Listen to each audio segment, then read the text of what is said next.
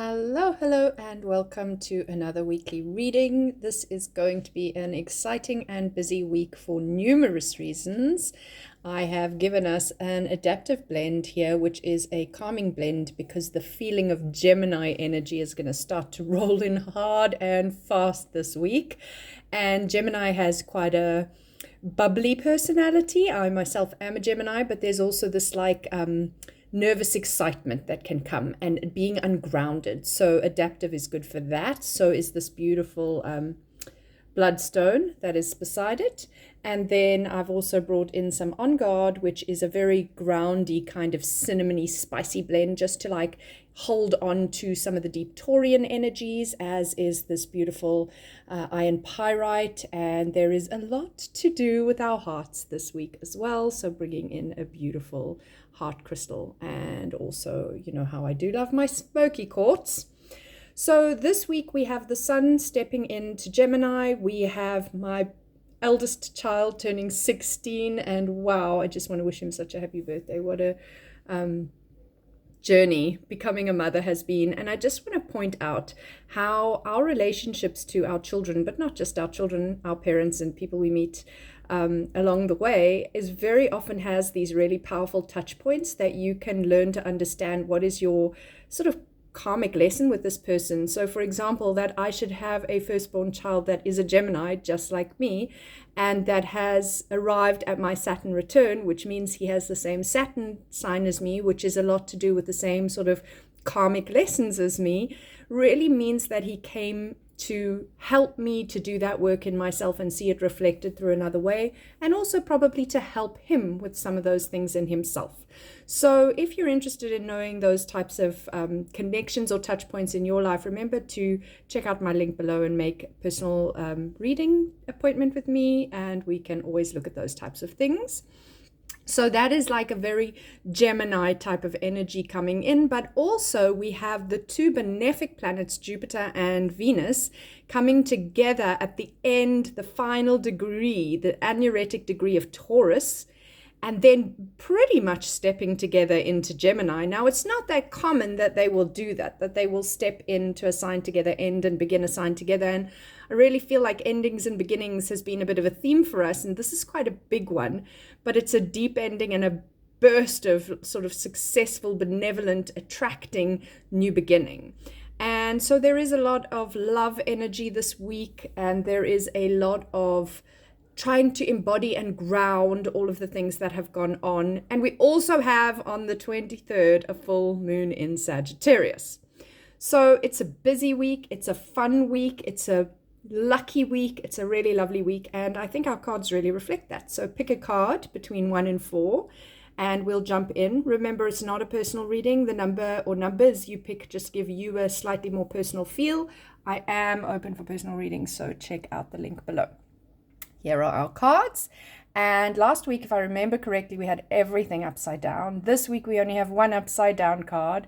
Last week, I also feel like we had this kind of like hurry up and wait energy where we just couldn't quite get ourselves past some of our hurdles. I haven't re-listened to last week. It's just the feeling in my body, my recollection in that way, which I tend to trust. So you can go back and look at last week as well if you want to, but it feels like we've had a big, or we will have a big leap forward this week, which is, I mean, ironic with Jupiter, the big expansive planet, about to leap into Gemini, where he will spend the next year. So Jupiter only goes to visit a sign once every 12 years. He has a full 12-year orbit, and he spends a year in a sign. So the first card, the Page of Swords. Oh, sorry, let me just point out we've got a Swords card, a Pentacles card, and a Cups card. So no fire, but otherwise we've got all the elements represented. And then this is the final card of the Major Arcana. So this is well done, completion, you know. So again, that like endings and beginnings that we just couldn't quite get to last week, it feels like we're really experiencing this week. So pages always represent messages or messengers, heralds of news. And swords is the element of air, the intellect, Gemini. In fact, this is quite a Gemini card. You can see the bubble, the light bulb balloons. You can see the swirling birds flying around, her busy thoughts, the wind, the book, the magic that's kind of emanating from that book. You can see that she's so engrossed with all these things, she's kind of still walking on a tightrope over something, because Gemini energy is busy and scattered, ruled by Mercury. So it also has this attention to detail. So she kind of can do a lot of things at once, although that is sometimes scattering and distracted. And air does scatter. So the ideas are being scattered. Remember to anchor them. That's really important. There's no shortage of ideas, but if you don't find a way to pin them down and embody them, they will come and they will go, and you will never get to utilize them. They'll just be scattered and blown on to the next person. You can also see, if we pull these two cards together, how the energy is channeling from the one card into the next. I mean, this particular deck does this so beautifully. Literally, the lines just coincide and you can feel that energetic flow. So we have the messenger energy and the girl crossing this tight rope sort of pole, and she's stepping into, I've done it. And as I step into this kind of culmination and this completion, this travel kind of card, like this is the end of the hero's journey. So I've walked a path, I've completed a cycle, I've traveled to this point, and now who knows? You can see her rainbow dress, and she's kind of fully embodied in her chakras. She has this beautiful, in this deck's case, it's like a streamer almost, but traditionally it's an Ouroboros, the serpent that eats its tail. So it's that cyclical nature, and you can also see all the sacred geometric shapes. So all the basically, you've done this journey, and now you are ready to embody all the knowledge you have gained on this journey is going to become embodied into wisdom. And in effect, that page of Swords cards is part of that journey. It's almost like a remembering of the entire journey that you've gone to get to this completion, and all the knowledge. She steps in with her ideas, with her books, and into this completed cycle, which is really, really powerful and profound. And then, to me, the fact that the Nine of Pentacles is upside down in this, I love this card. I think we might even have had it last week. I always talk about how much I love this card, but the fact that it's upside down for me isn't even a disaster. For me, this just says that we need to remember to slow down and ground and embody what we've got, that not everything is going to have that sort of Gemini velocity. We still have a lot of Taurus stuff happening. We still need to remember, whenever we step into a next sign, it's almost like we'll be almost bored of Taurus energy and so grateful for Gemini energy. We kind of leap in almost with too much exuberance. By the end of Gemini, we're going to be fed up and exhausted with Gemini energy, and we'll leap into the caring Cancer with almost too much exuberance. So you sort of start a sign with this relief and readiness for something new. But that doesn't mean we should forget what we learned in the sign before. There was still stuff, and in this case with this Nine of Pentacles, I really feel like anchor, embody, ground, remember the lessons of how important it is to know when to rest, to know when to nourish, to know when to go slow and steady.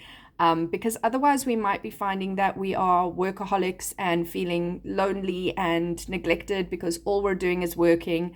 That's an aspect we could see of this card. Or we might just find, I've gotten so bored with my projects, I want to start something new, but we don't want to end up completing the project, which obviously means that all that work that sort of just feels wasted. So there's very much what were the lessons of Taurus, and how can I not let that go by rushing a little bit too fast into the Gemini. And then the last card is an Ace of Cups. So it's interesting that pages in some ways herald something new beginnings. And so do aces indicate new beginnings. And so does the World card, because when we get to the end of a huge journey, what comes next? A new beginning. So there's a lot of new beginnings. And again, I feel like this is just our anchor to say, yes, there's new beginnings, but that doesn't mean you lose what went before. You've got to keep on with that energy a little bit.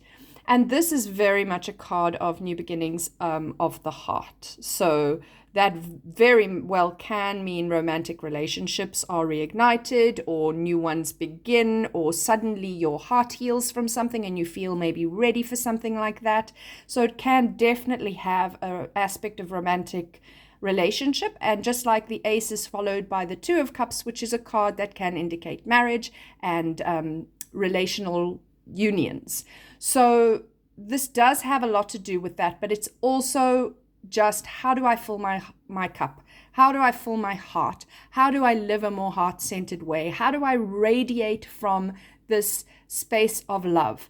And as much as it really, really does have a strong pull to romantic love, if it doesn't feel like that's an area for you, especially if you pick this card and you're like, well, my romantic relationship is perfectly fine, or it's non-existent, but I'm happy with that. You might have a turnaround if that's what you were thinking. Maybe you thought everything was fine, but then suddenly you have a resurgence and a potency in your relationship you didn't know you needed, or maybe you thought you didn't want a relationship and suddenly one materializes. So you may think that's not what you need, and it may turn out to be the thing anyway. But if it isn't that, just remember that it can also have a lot to do with heart-centeredness. And especially looking at the rest of this reading, if we're there ready for a new beginning, how do I step into my new beginning and hold on to the lessons of the past, especially with that card, and also do that with a place where I feel love in my heart. I feel heart-centered. I feel heart-coherent and heart-led as often as possible. I want to say all the time, but let's be honest, none of us can always be in that space.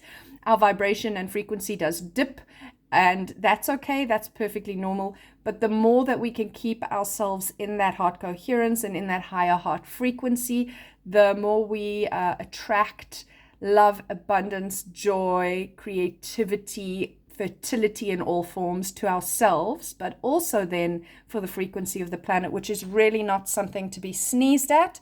Every one of us that is able to be part of lifting the frequency of the planet right now is very, very needed. And I feel like if you've found my reading, you are one of those people. So thank you for continuing to raise the frequency and hold that sort of energy grid on our planet to the best of your abilities.